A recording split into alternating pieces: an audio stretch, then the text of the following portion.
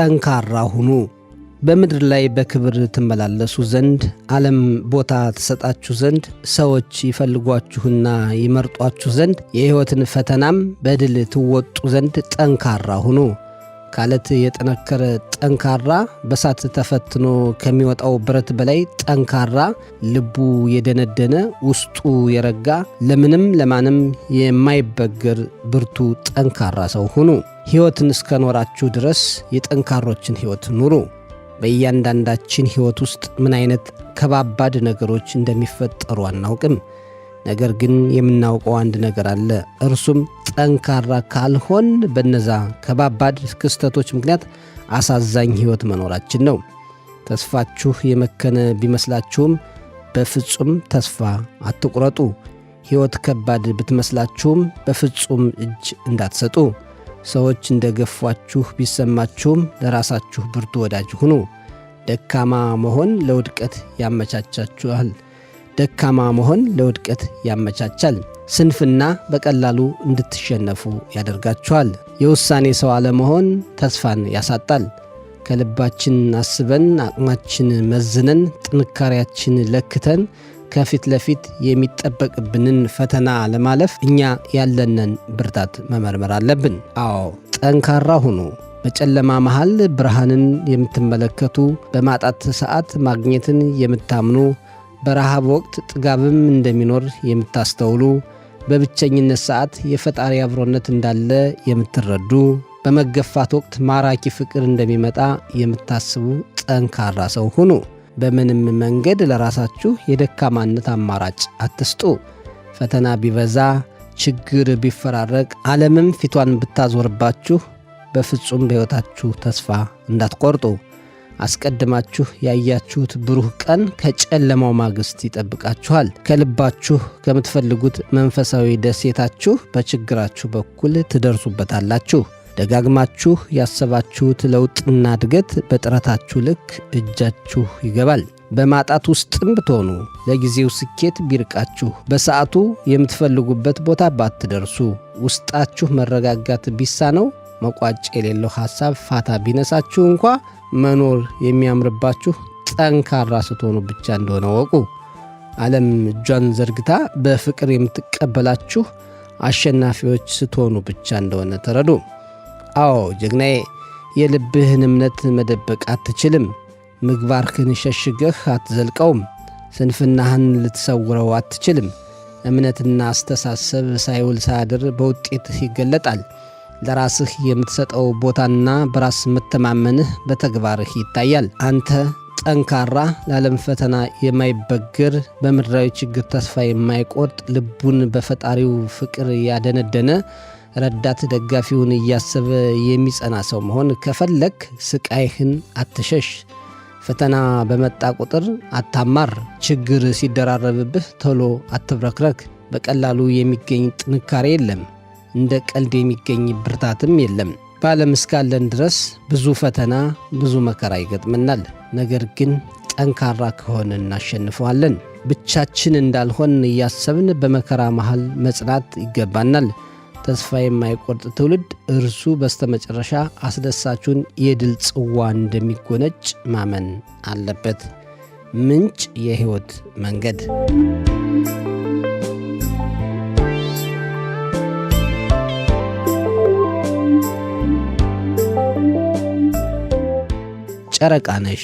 ጨረቃ ነሽ አንቺ ብርሃን መክሊትሽ፣ ሰማይሽ ነኝ እኔ መግቢያ መውጫ ቤትሽ።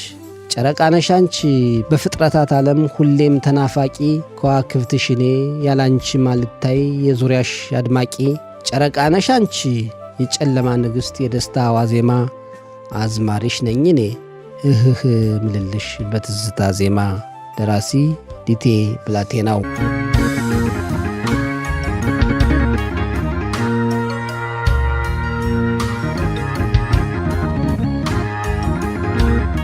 መሰረታዊ የሕይወት ሕጎች። አንደኛ፣ ራስህን ወቅ። ጥንካሬህን፣ ድክመትህን፣ እሴቶችህንና ፍላጎቶችን መረዳት ለተሳካና ትርጉም ላለው ሕይወት መሠረት ነው። ሁለተኛ፣ እውነትን ተናገር። ለራስህና ለሌሎች እውነተኛ መሆን መተማመንን ያሳድጋል። እንዲሁም ጥልቅ ግንኙነቶችን ይፈጥራል። እውነተኛ የምትሆነው ለሌሎች ብለህ ሳይሆን ለራስህ ጭምር ነው። 3ኛ ኃላፊነትን ተቀበል። የራስህ ሕይወት ባለቤት ሁን። ለድርጊቶችህና ለውሳኔዎችህ ኃላፊነት በመውሰድ ሕይወትን መቆጣጠር ትችላለህ። 4ኛ ይቅር በል። ያለፈውን ቁርሾ መተው ለአእምሮ ጤንነትህ አስፈላጊ ነው። ይቅር ማለት ሌሎችን ብቻ ሳይሆን ራስህንም ነፃ ታወጣዋለህ። የቋጠርከውን ቂም ትረሳዋለህ። ቂምን በመርሳት የመጀመሪያ ተጠቃሚ የምትሆነው አንተ ነህ። 5ኛ አዳዲስ ነገሮችን ተማር። በቀጣይነት መማር አእምሮን ንቁ ያደርገዋል፣ አዳዲስ ዕድሎችን ይፈጥራል፣ እንዲሁም የዓለምን ግንዛቤ ያሰፋል። ስለዚህ በማንኛውም ጊዜ አዳዲስና ጠቃሚ የሆኑ ነገሮችን መማር አለብን። 6ኛ አመስጋኝ ሁን። ለተሰጠህ ነገር ምስጋናን አቅርብ። ያለህን ነገር ማመስገን ደስታህን ይጨምርልሃል። እንዲሁም በአዎንታዊ ወይም በጥሩ ነገሮች ላይ ትኩረት እንድታደርግ ይረዳሃል። ምሬት ግን ምንም ነገር አያመጣም። ባማረርክ ቁጥር ችግሮች እየተባባሱብህ ይሄዳሉ። 7ኛ ጤናህን ጠብቅ። አካላዊና አእምሮአዊ ጤንነትህን መንከባከብ ለደስታና ለሙሉ ሕይወት አስፈላጊ ነው። አመጋገብህን ተመልከት፣ ስፖርታዊ እንቅስቃሴ አድርግ፣ እንዲሁም በቂ እረፍት አገኝ። ብዙ ጊዜ ሥራ ላይ መጠመድም ሕይወትን አሰልቺ ሊያደርገው ይችላል። ስለዚህ ለራስህም ሆነ ለቤተሰቦች የሚሆን ጊዜን መመደብ አለብህ። 8ኛ መልካም ግንኙነቶችን ገንባ። ጠንካራና ደጋፊ የሆኑ ግንኙነቶችን መገንባት የስሜት ድጋፍን ይሰጣል፣ እንዲሁም የብቸኝነትን ስሜት ይቀንሳል። መልካም ግንኙነት ከመልካም ሰዎች ጋር መፍጠር ጥሩ ጊዜን ለማሳለፍ ይረዳል፣ ብቸኛም እንዳትሆን ያደርጋል፣ የሕይወት መስመርንም ያቃናል። 9ኛ ዓላማህን ፈልግ። ሕይወትህን ትርጉም በሚሰጥ መንገድ መኖር የአእምሮ ሰላምና እርካታን ያመጣል። የአእምሮ ሰላምና እርካታ ለሕይወት መልካም ነገርን የሚፈጥር ነው። ዓላማና ግብ ያለው ሰው የሚሄድበትን መስመር ስለሚያውቅ ሕይወቱ የተረጋጋች ትሆናለች። 10ኛ ከነገሮች ጋር ተስማማ። ሕይወት ሁልጊዜ ለውጦችን ታመጣለች። ተለዋዋጭ መሆንና ከአዳዲስ ሁኔታዎች ጋር መለማመድ ጭንቀትን ለመቀነስና ስኬትን ለማረጋገጥ ይረዳል። ያለህበትን ሁኔታ አጢነህ ያለህበትን ሀገር ተረድተህ እንደ ሀገሩ እንደ ሁኔታው ራስህን ማስማማት ከቻልክ አንተ ቶሎ ያን አካባቢ የመልመድ ዕድሉን ታገኛለህና ከነገሮች ጋር ተስማማ። 11ኛ ለሌሎች መልካም ሁን። ለሌሎች ደግ መሆን ላንተም መልካም ስሜት ይሰጥሃል።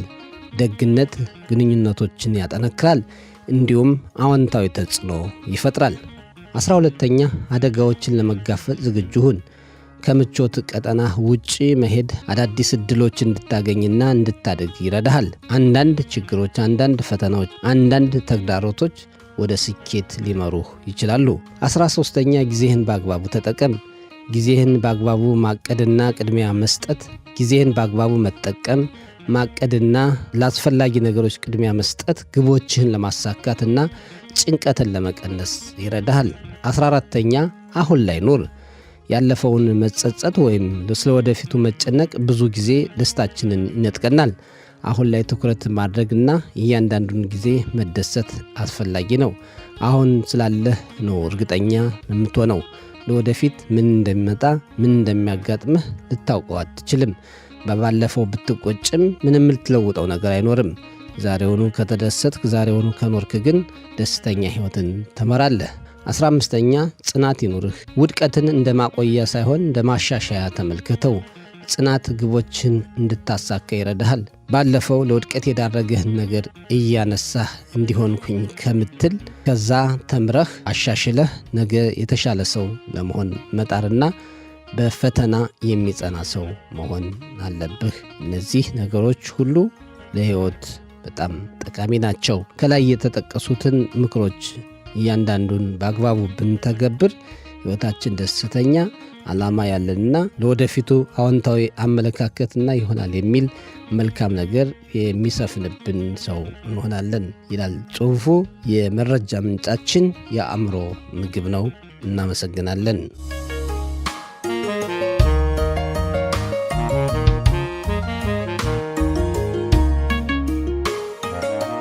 ገንዘብ ገንዘብ አባ መላ ገንዘብ አባ ጉልበት ዱካህን ፍለጋ ስንት አቀበት ወጥተን ወረድን ቁልቁለት የስንቱን ፊት አየን ጎድለን ከሰውነት ገንዘብ ተናጋሪ ገንዘብ ፈራጅ ዳኛ ገንዘብ ባለ ጊዜ ድልነሽ አርበኛ ባለ ብዙ ቋንቋ እልፍ ቃል አርቃቂ አንተን የጨበጠ ፈላስፋ ነው አዋቂ የምን ፕሮፌሰር የምን ዶክተር ሐኪም ብር የሌለው ጠቢብ ምንም አያውቅም ነዋይ ያላበጀ ሀብቱ ያልደረጀ ሁልጊዜ ምታች ነው ከሰው በታች ግርጌ ሚዛን አያነሳም ቢናገር ነውር ነው ቃላቱ ባለጌ ቀልድም አይወጣለት ቁም ነገር አይቀናው ምን አዋቂ ቢሆን ገንዘብ የሌለው ሰው ከሁሉ የራቀ ነው ገንዘብ አባ ጉልበት ገንዘብ አባ መላ ማግኘትና ማጣት ስንቱን አሰለፈ ፊትና ኋላ ገጣሚ ጎሳዬ ወርቅነህ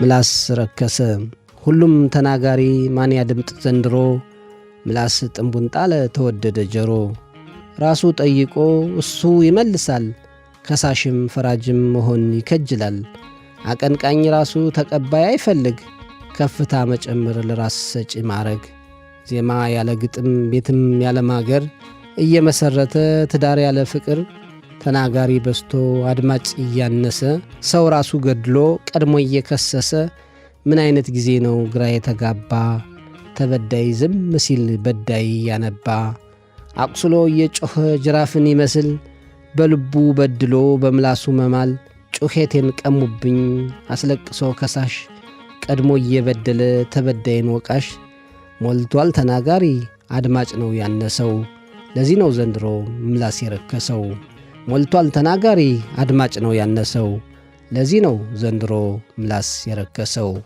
ደራሲ ስንታየሁ ሀብታሙ